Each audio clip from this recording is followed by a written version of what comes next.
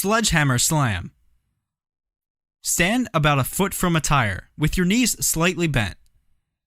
Rotate your upper back slightly to the right and raise a sledge above over your right side. Don't rotate your hips.